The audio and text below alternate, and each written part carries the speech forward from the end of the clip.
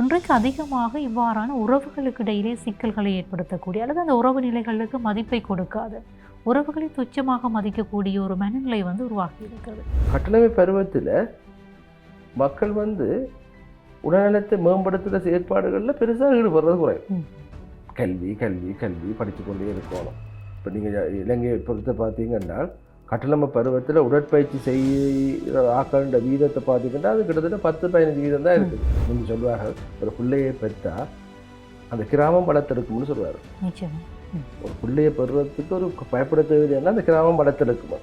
ஒரு தாய்மை அடைகின்ற ஒரு தாய் இவ்வாறான ஏதாவது உடல்நல பாதுகாப்பற்ற சூழ்நிலையில் இருக்கிறா என்றதை நீங்கள் எப்படி உணர்ந்து கொள்ளலாம்? மகப்பேற்றுக்கு பின்னான காலப்பகுதி, மகப்பேற்றுக்கு முன்னான இவ்வளவு பகுதியிலும் நாங்கள் ஏதோ வகையில் அவையை தொடர்பு கொள்கிறோம். இளமை காலத்தினுடைய உடல்நலம் என்பது வேறு காலத்தில் அல்லது கர்ப்பம் தரித்திருக்கின்ற அந்த காலத்தில் செல்வாக்கு செலுத்தணும்னு சொல்லி எப்படி இதனுடைய தொடர்ச்சி இருக்கு? அதுக்கு தான் மிக முக்கியமானது. நாங்கள் சும்மா போதைப் பொருட்களை கடுமையாக ஒரு மிகைப்படுத்தி நாங்கள் அதுக்குரிய ஒரு மீடியா இதை கொடுக்க முடியாது. மதுபானத்தின் பாதிப்புன்றது மிக அதிகம்.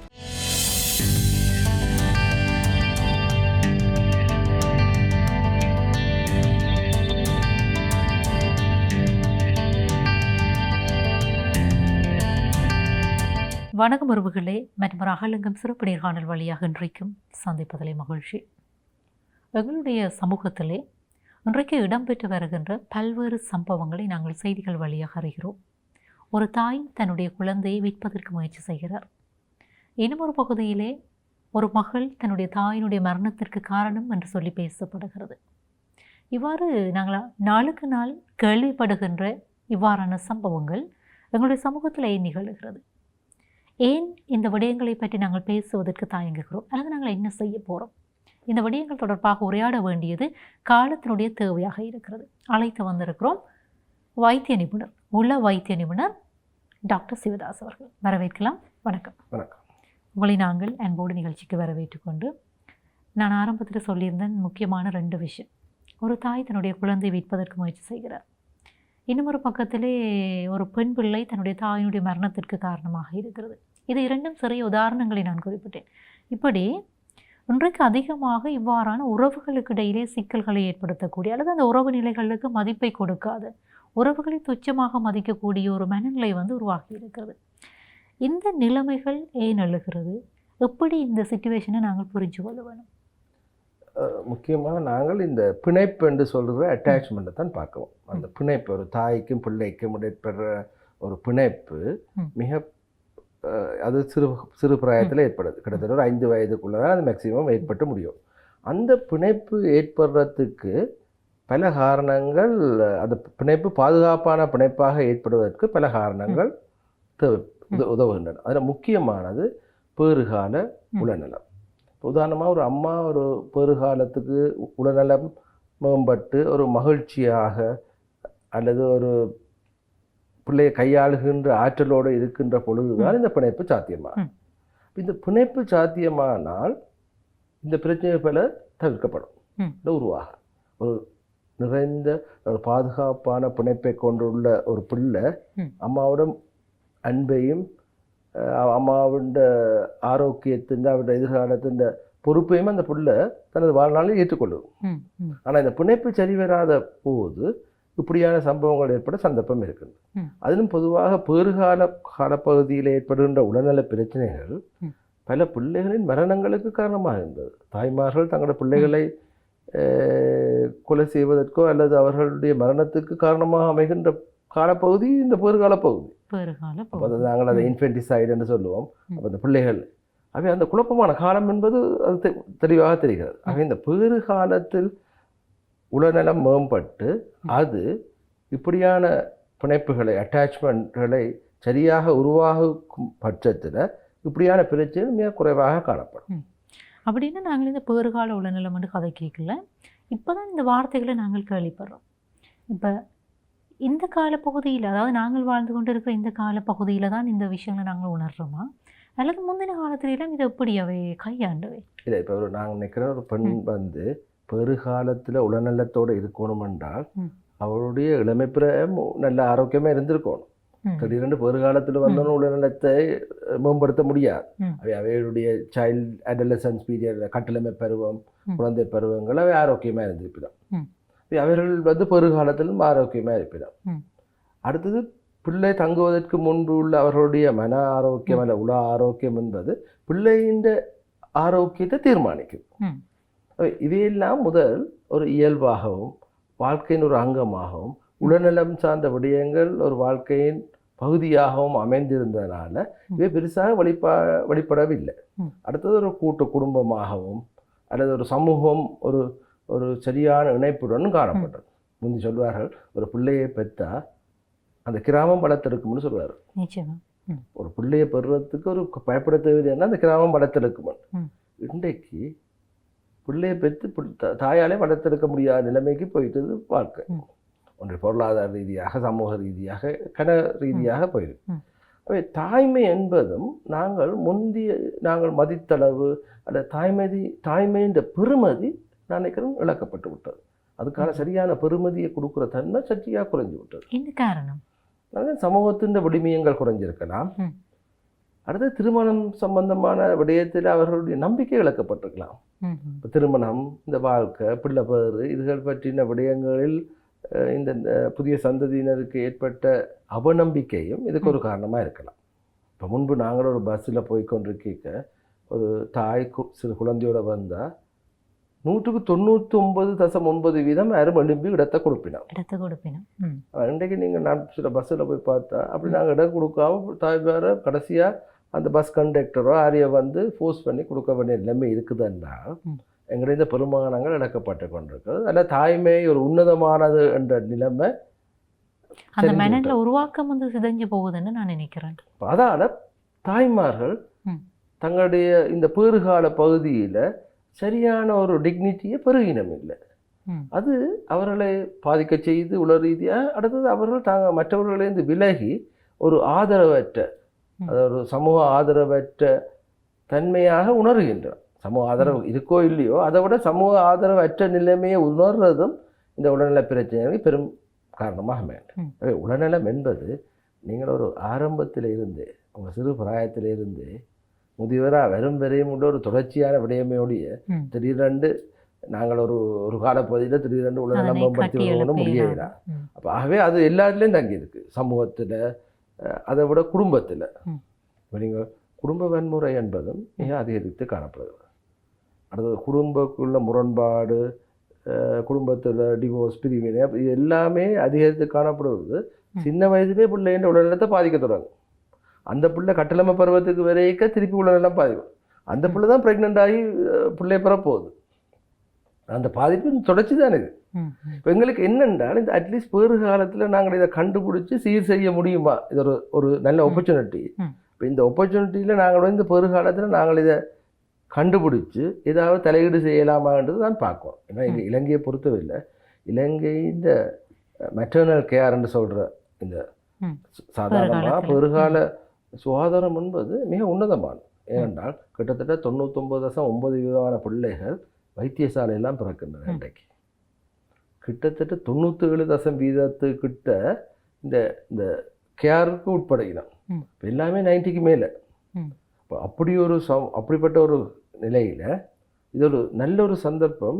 இது கூடாக தானும் இந்த கண்டறியப்படாத அல்லது அவர்களுக்கு உள்ள உடல்நல பிரச்சனைகள் அறிந்து கொண்டு அதற்குரிய சிகிச்சையை அல்லது தலையீடுகளை செய்வதற்குரிய சந்தர்ப்பமாகவும் இது அமையலாம் இருக்கும். நீங்கள் ஒரு விஷயத்தை சொல்லியிருந்தீங்க, அதாவது எங்களுடைய இளமை காலத்தில் ஒரு பிள்ளை வளருகிற போது, சிறு பிள்ளையாக இருக்கிற போது, கட்டளமை பருவத்துக்கு வருகிற போது, இப்படி அந்த காலங்களை கடந்து வரைக்கல அந்த காலப்பகுதியில் பிள்ளையினுடைய அந்த மன ஆரோக்கியம்ன்றது ஒரு தாய்மை அடைகிற காலப்பகுதியில் செல்வாக்கு செலுத்தும் என்று சொல்லி, இந்த இடத்துல ஒரு தாய்மை அடைகின்ற ஒரு தாய் இவ்வாறான ஏதாவது உடல்நல பாதுகாப்பற்ற சூழ்நிலையில் இருக்கிறா என்றதை நாங்கள் எப்படி உணர்ந்து கொள்ளலாம்? ஏனென்றா ஒன்று அவருக்கு அது சார்ந்து இருக்கக்கூடிய அந்த அறிவூட்டல் தெளிவூட்டல் இருக்குமா இருந்தால் அவள் ஒரு வைத்தியரையோ அல்லது ஆலோசகரையோ நாடக்கூடிய வாய்ப்பு இருக்குது. இல்லை என்று சொல்லி சொன்னால் ஒரு சமூகமாக அல்லது குடும்பமாக நாங்கள் எப்படி அதை உணர்ந்து கொள்ளலாம்? என்ன ஏதாவது குறிப்பிடக்கூடிய பிஹேவியர்ஸ் இருக்குமாவிட்டு என்ன மாதிரி? இப்போ நாங்கள் கட்டளமை பருவத்துக்குரிய சுகாதாரம் அல்லது கட்டளை பருவத்துக்குரிய விடயங்களை செய்கிறோம். அதில் நாங்கள் உளநலம் சம்பந்தமான விடயங்களில் பெரிய அதிக அளவு கரிசனை காட்டுவதில்லை. இப்போ கட்டிலமை அடலசன்ஸ் மென்டல் ஹெல்த்ன்றது ஒரு இம்பார்ட்டன்ட். அப்போ அந்த கால பகுதியில் அவருடைய உளநலத்தை நாங்கள் ஓரளவு அறியலாம்.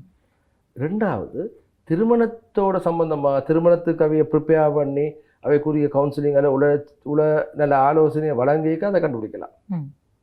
திருமணம் முடிந்த பின்பு கற்பம் தரிப்பதற்கு முன்பட்ட காலப்பகுதியிலேயும் அவர்களுக்குள்ளே ஏற்படுற பிரச்சனை நாங்கள் அவதானிப்பதன் மூலம் அவருடைய நடத்தை கோலங்களை அவதானிப்பதன் மூலம் நாங்கள் கண்டுபிடிக்கலாம். அடுத்தது, திருமணமான கற்பம் தரித்த பின்பார ஆன்டினேட்டல் பீரியட்னு சொல்லுவோம். கற்பம் தரித்த காலப்பகுதியில பார்க்கலாம். இல்லாட்டி கற்பம் பிள்ளை டெலிவரியான பிறகு வார போஸ்ட்மார்ட்டம்னு சொல்லுவோம். அந்த பேறு காலத்தில், அதாவது மகப்பேற்றுக்கு பின்னான காலப்பகுதி, மகப்பேற்றுக்கு முன்னான இவ்வளவு பகுதியிலும் நாங்கள் ஏதோ வகையில் அவையை தொடர்பு கொள்கிறோம். அவையோட நாங்கள் நெருக்கமாக ஒரு சுகாதார நிலையம் செயற்படுது.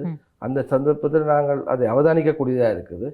இதில் நாங்கள் சரியான அவதானித்தை செய்து மனநலம் அல்ல உடல்நல பிரச்சனைகளுக்கான முக்கியத்துவத்தை கொடுப்போம்னா, அதை கண்டுபிடிக்காத முக்கியத்துவத்தை கொடுப்போம்னா அது மிக முக்கியமாக. இப்போ நீங்கள் மெட்டர்னல் மோர்டாலிட்டி என்று இருக்கு, அதாவது பெருகாலத்து மரணம். அந்த பெருகால மரணம் நீங்கள் முந்தி பார்த்தீங்கன்னா குருதி இழப்பான அல்லது பிள்ளை பேரின் போது ஏற்படுகின்ற பல பிரச்சனைகள் வர்ற இறப்பாக தான் இருந்தது. இப்போ அது தற்கொலை என்ற அல்லது அந்த சூசைட் என்று சொல்கிற விஷயத்தால் தான் அது கூட வருது. இப்போ நீங்கள் ஒரு பெருகால மரணங்களை பார்த்தீங்கன்னா அது என்ன, ஒரு விதமான தன்னழிப்பால் வர மரணங்களினால் தான் நிறைந்து காணப்படுகிறது. இதுக்கு நாங்கள் ஏன்னா மற்ற எல்லாம் முன்னோரிக்கொண்டு போயிட்டு குருதி இழப்பு மற்றவர்கள். அப்போ இதை நாங்கள் இனி கவனிக்க வேண்டிய ஒரு தேவை ஏற்படுகிறது. ஏன்னா இது ஒரு சைன் எங்களுக்கு இதை கண்டுபிடிச்சி இதுக்கு ஏதாவது நடவடிக்கை எடுக்கிறதுக்கு கண்டுபிடிக்கிறதுக்கா. இதில் எனக்கு தெரியும் செலவில் நான் இப்பொழுது இப்போ இந்த பகுதியில் வேலை செய்கிற அடிப்படையில் சொல்கிறேன்டா, ஒன்று வீட்டு வன்முறை அதிகரித்து காணப்படுகிறது. ரெண்டாவது மதுபானம், ஆல்கஹால் தான் மிக முக்கியமான பிரச்சனை. நாங்கள் சும்மா போதைப் பொருட்களை கடுமையாக ஒரு மிகைப்படுத்தி நாங்கள் அதுக்குரிய ஒரு மீடியா இதை கொடுக்குற முடிய மதுபானத்தின் பாதிப்புன்றது மிக அதிகம். ஜால்நகருக்குள்ளே அதிகமான மதுபான சாலைகளை நாங்கள் பார்க்கக்கூடிய மாதிரி இருக்குது. மதுபானம் தானே கேட் நீங்கள் போகிறதுக்கு, எல்லா பிரச்சனைக்கும் போகிறது. இப்போ அந்த மதுபானத்தின் பாதிப்பு குடும்ப வன்முறையை கூட்டும். அப்போ குடும்ப வன்முறை வாரத்துக்கு அது ஒரு மிக முக்கிய காரணமாக காணப்படுது.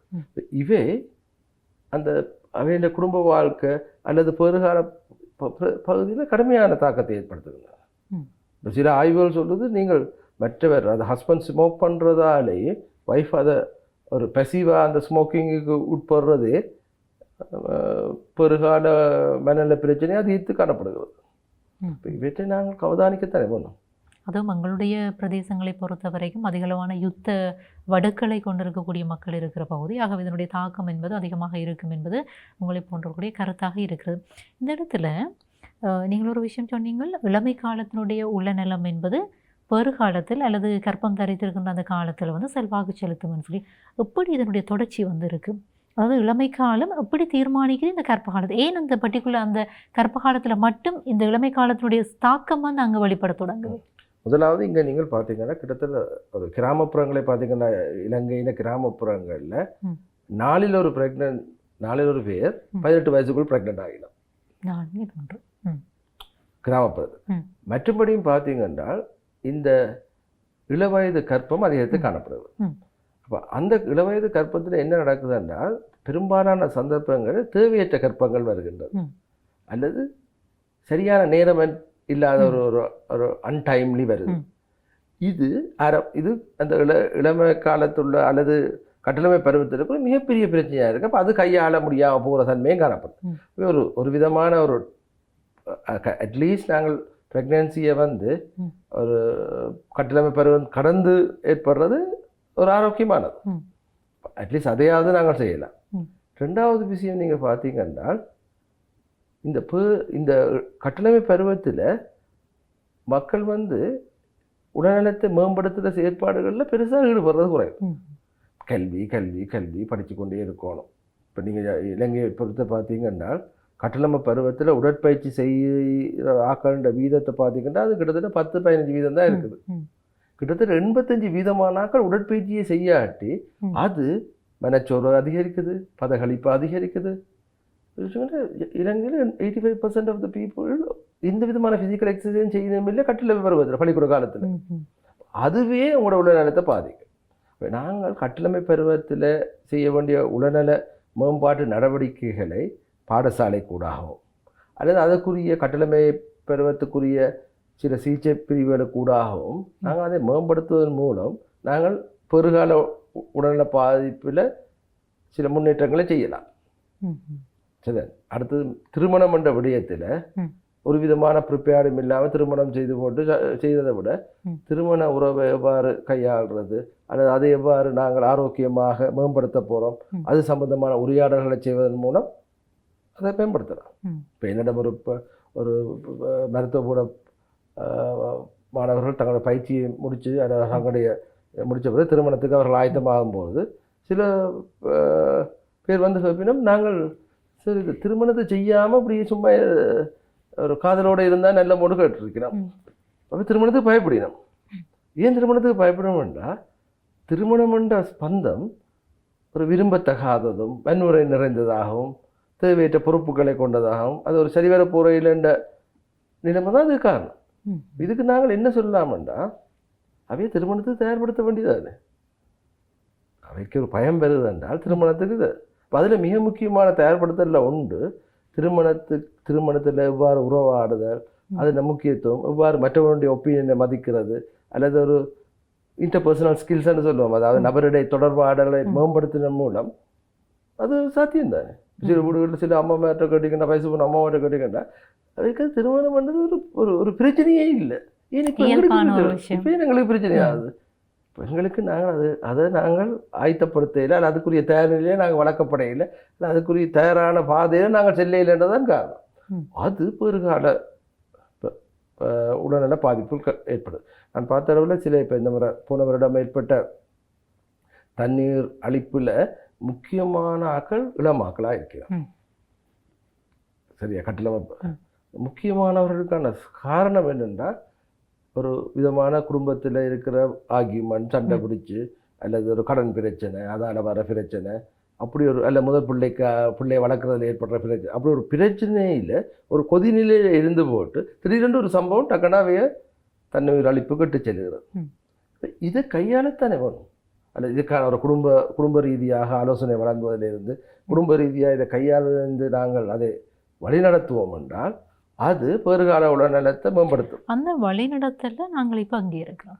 ஏனென்றால் முந்தின காலத்தில் நீங்கள் சொன்ன மாதிரி அந்த குடும்பத்தால் வழிநடத்தப்படுற முறை, சமூகத்தால் வழிநடத்தப்படுற முறைன்றது வந்து ஒரு பாதுகாப்பான நிலைமையை வந்து உருவாக்கி இருந்தது.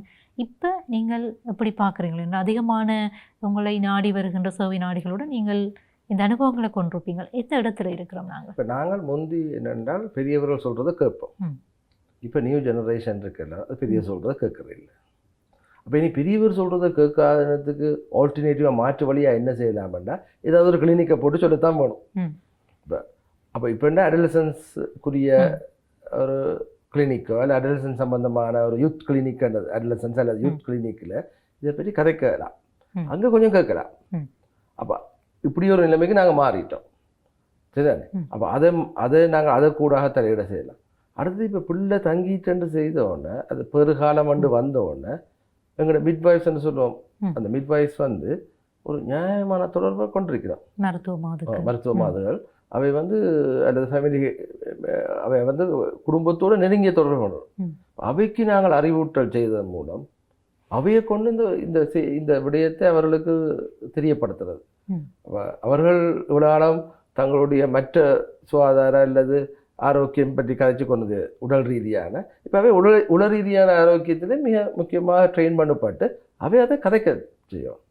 ஏன்னா அது கதைக்கிறதன் மூலம் எங்களை நாங்கள் உடல்நலத்தை மேம்படுத்துகிறோம். பெரும்பாலான அம்மா மாட்ட பிரச்சனை வந்து தங்களை கவனிக்காமல் தாங்கள் பிள்ளையை வடிவாக கவனிக்கிறோம்னு சொல்லுகிறோம். அதே ஒரு இதுதானே, நான் உங்களை கவனிக்காமல் பிள்ளையை கவனிக்கிறேன். நீங்கள் உங்களை கவனிக்காம விடுறது ஒரு கட்டத்தில் உங்களோட பிள்ளையை காமிக்காம போகிறதுக்கும் பிள்ளை பாதிக்கப்படுவதற்கும் வருது. அதில் நாங்கள் உடல்நலத்தை சேர்க்கணும். நிச்சயமாக முக்கியமான பல்வேறு விடயங்களை நாங்கள் இன்றைக்கு உரையாடுகிறோம். அதுவும் இந்த பேறுகால உடல்நலம் என்பது ஒரு பிள்ளையினுடையது மட்டுமல்ல, தாயினுடைய அந்த உடல்நலம், அதாவது இருவருடைய உடல்நலம் சேர்ந்ததாக இருக்கிறது. இறுதியில் அது ஒரு சமூகத்தினுடைய, அந்த குடும்பத்தினுடைய உடல்நலமாக மாறிப்போகிறது. என்றால் ஒரு குடும்பத்தினுடைய அடிப்படை அழகாக, மன்னிக்கவும், ஒரு சமூகத்தினுடைய அடிப்படை அழகாக இருப்பது குடும்பமாக இருக்குது. ஆகவே இந்த குறித்த விடயம் தொடர்பிலே உரையாடக்கூடிய பல்வேறு விடயங்கள் இன்றைக்கு நாங்கள் இந்த நேரத்துக்குள்ளே உரையாடி இருக்கிறோம் என்கிற நம்பிக்கையோடு மிக்க நன்றி. நீங்கள் உங்களுடைய இந்த பணி இடைவெளிகளுக்குள்ளே இங்கே வருகை தந்து பல்வேறு கருத்துக்களை பகிர்ந்து கொண்டமைக்கு நன்றி.